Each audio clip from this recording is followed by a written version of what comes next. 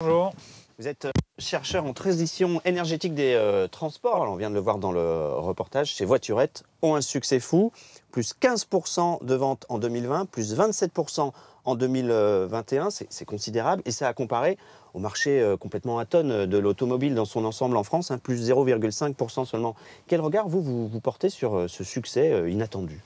Ouais, c'est sûr qu'il y a un véritable engouement pour ces véhicules-là. Après, ça reste un marché pour l'instant un peu de niche. L'année dernière, il s'est vendu de l'ordre de 22 000 voitures sans permis, en comparaison d'un marché à 1,6 million de voitures. Donc on est l'équivalent d'un petit peu plus d'1%. Après, c'est une pratique en croissance assez forte et qui est portée à la fois par les voitures sans permis électriques et par les jeunes, notamment de cette Citroën Ami qui a déringardisé ces voitures sans permis. Alors vous parliez de l'électrique, l'Ami c'est un petit peu l'arbre qui cache la forêt, l'Ami dans lequel on se trouve, qui est donc électrique, mais c'est seulement 39% des ventes de voiturettes qui sont électriques aujourd'hui.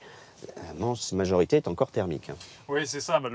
Historiquement, de toute façon, les voitures et les voitures sans permis ont été majoritairement au pétrole. Après, 39%, ça reste un pourcentage qui est plus élevé que pour l'ensemble des voitures. Les voitures électriques représentaient 10% des ventes l'année dernière, 13% cette année.